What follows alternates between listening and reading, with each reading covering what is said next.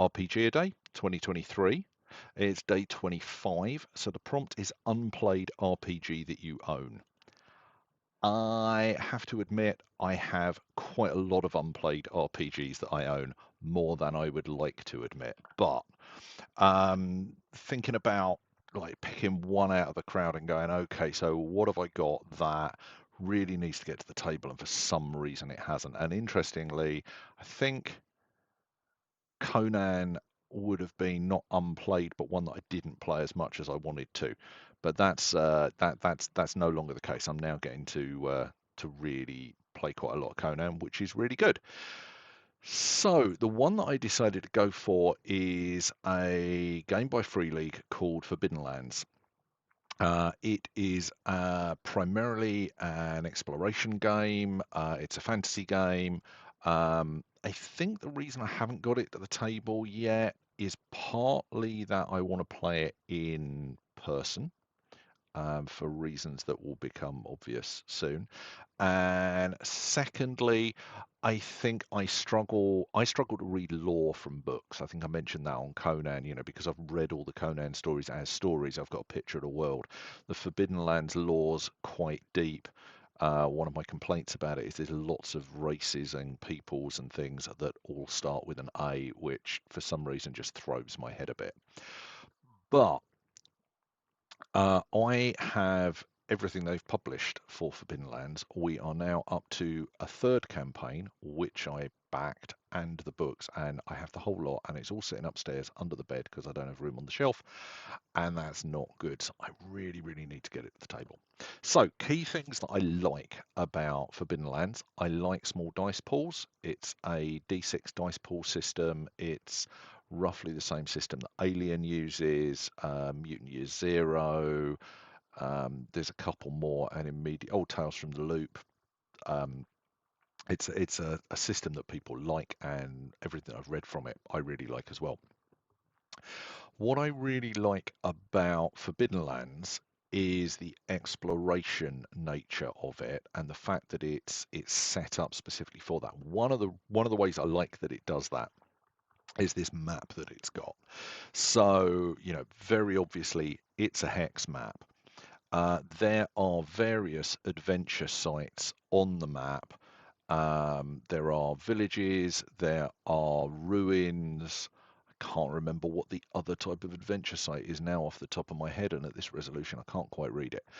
So the idea is that your players will go around and they will explore. There's nothing very new there. However, there are the adventure sites on the map are not named, but you have a whole list of adventure sites. So you could say, okay, they're in this area. They're a couple of days travel away from these places. You can prepare a village, a set of ruins.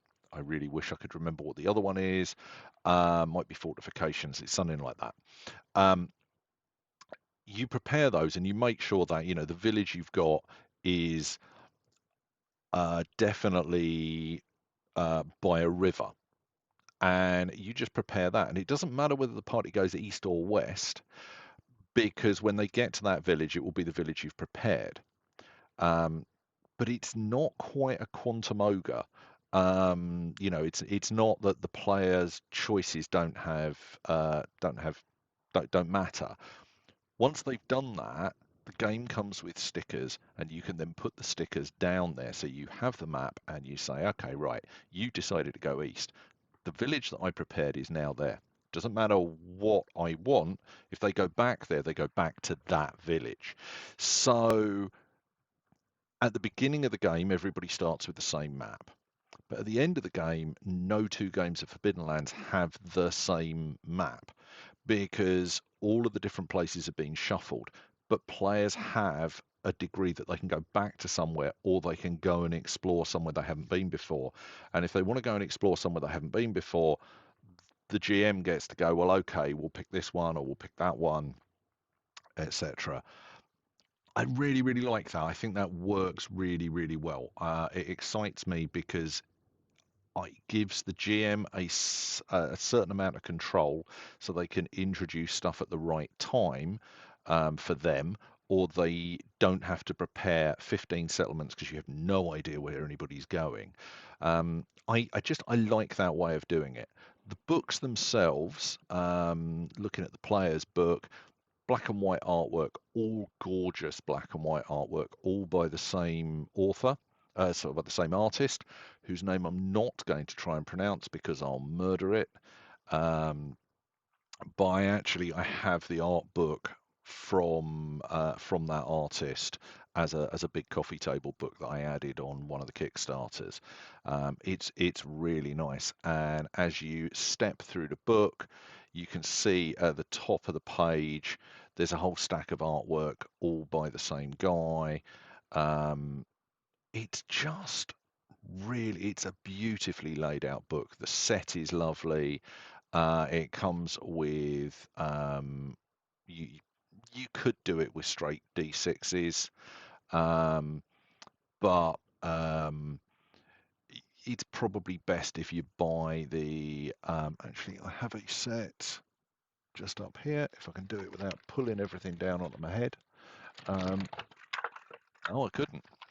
Um, I have a set of the actual dice. So they're mostly D6s. They're different colours. Some of the colours are for skills. Some of the coloured dice are for your attributes. You have weapon dice.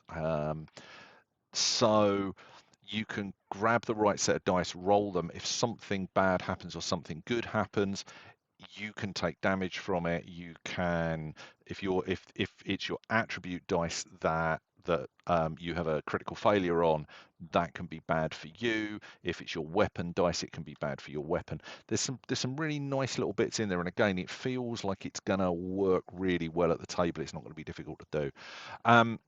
I will fire back a little bit. I really liked, I'm not going to go into all of the details, but you've got humans, elves, half elves, your fantasy races, but they're they're subtly different. The halfling I particularly like.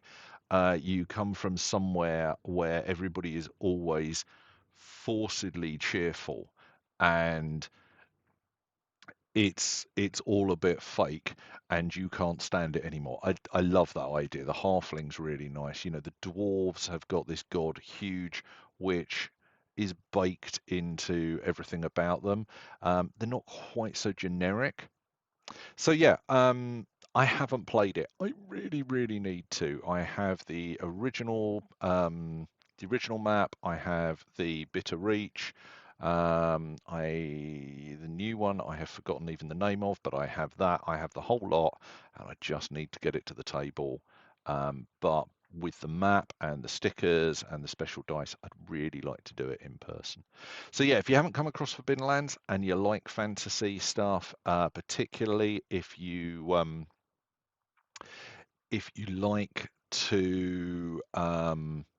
like to play a game that's exploration based rather than combat based, definitely worth a look. And like I said, the books are lovely. It's well produced. Um, there's nothing not to like. I just, for some reason, I haven't had the opportunity to get it to the table. But I'm really looking forward to doing that. So that's me rambling about Forbidden Lands. Have a good day. I'll talk to you tomorrow.